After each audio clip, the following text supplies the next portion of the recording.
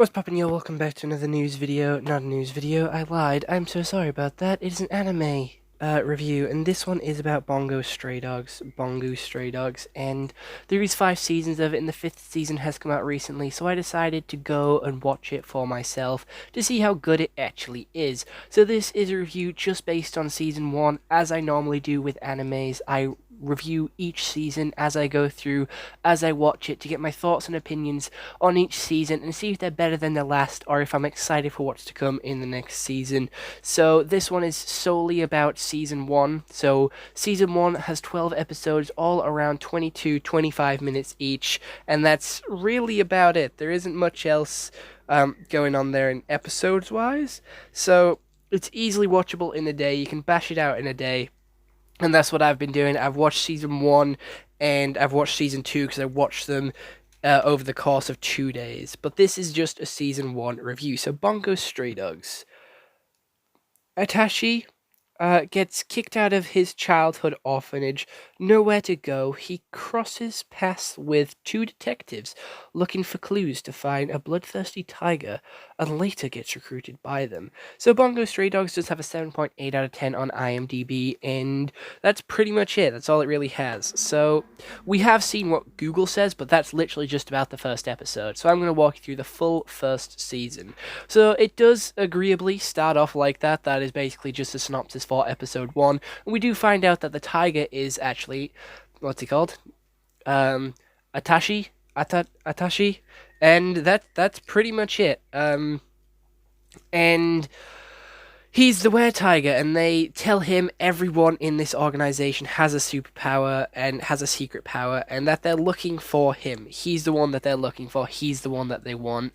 And for the next couple of episodes, he goes on missions with each member of this group, each member of these sort of gang, to sort of get their powers and to get them introduced to the story. So each episode focuses on a new villain from the rival gang, the Port Side Mafia, and a hero member of the hero group. And that's a pretty cool way to doing it, and it does have a really good pattern with the heroes and the villains sort of doing missions which lead into the overall story and the overall end of season final, but also sort of introduces them in a way where it conflicts their powers, and they are pretty evenly matched. So it is pretty threatening every time we get introduced to them, because it does feel like we're falling into this sort of side character death trap, because we get their backstory, we get their powers, we get everything we need to know about them. It sort of leads into us sort of suspecting their death is coming soon, because that's what normally happens with side characters when they're about to die, and boost the main character's sort of ego and morale to sort of get everyone to get revenge for their fallen friend. And that's pretty much how season 1 is. We're introduced to another member of the team as they rescue someone, and that's pretty much it. That's where season 1 ends. It just ends with our tiger boy getting kidnapped, and I forgot his name. The main guy who wants to kill himself. He disappears, and that's pretty much where it ends. So it leaves on a pretty big cliffhanger. And I quite like that. I quite liked the cliffhanger ending, because I knew I could have season 2 right there next day. So I was pretty happy to leave it on a cliffhanger like that, but I would have been a little bit pissed off if I did have to wait like a year or two for the next season like everyone else had to when this first dropped. So I guess whenever you watch it is very sort of circumstantial, but that's pretty much it for the story. There isn't really much else to talk about story-wise. It's a pretty basic opener, and it's pretty weak in an opener.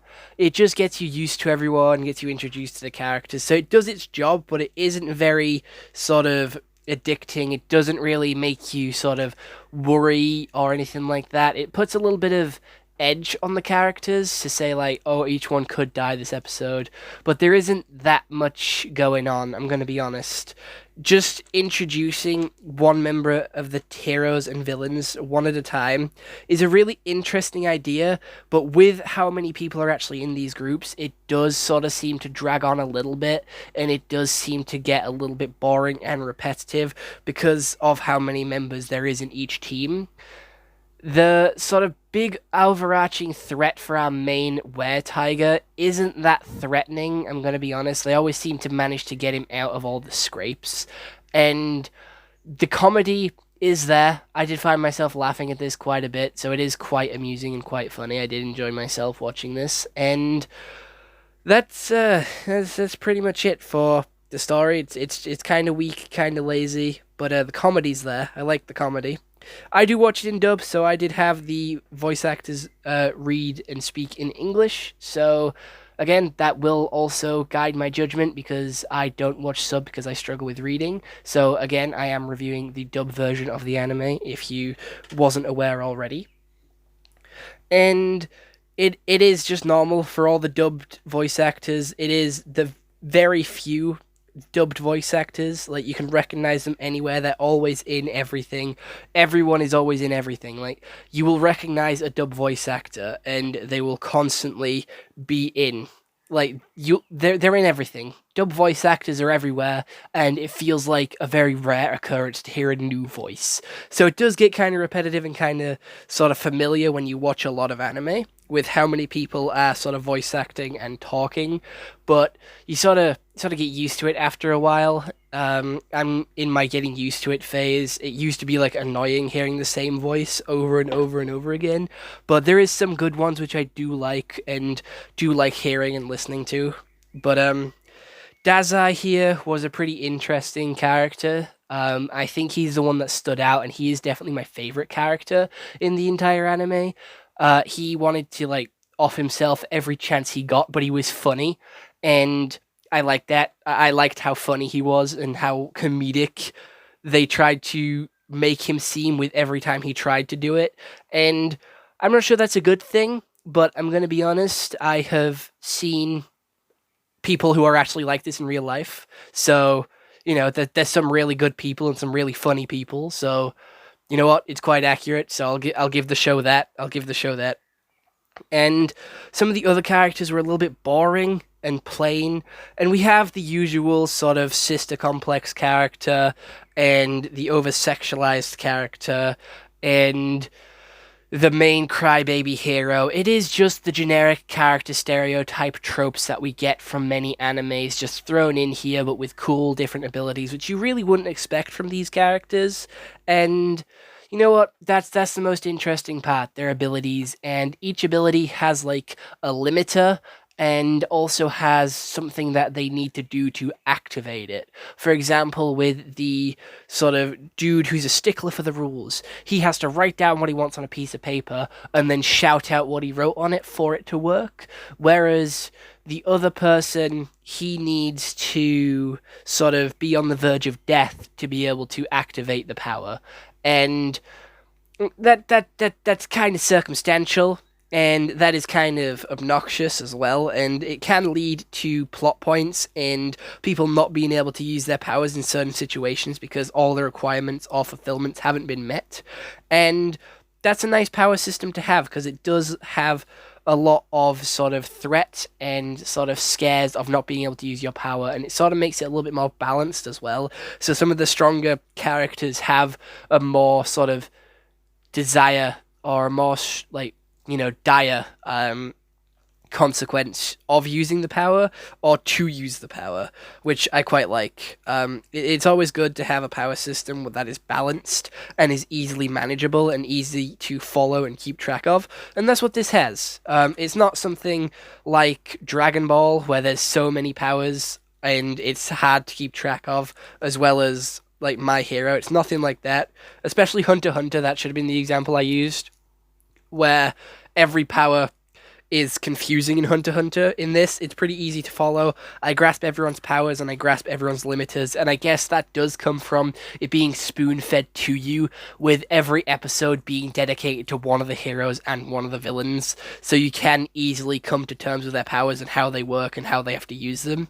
So in some ways, that repetitive sort of nature of the first season is helping you throughout the next couple of seasons.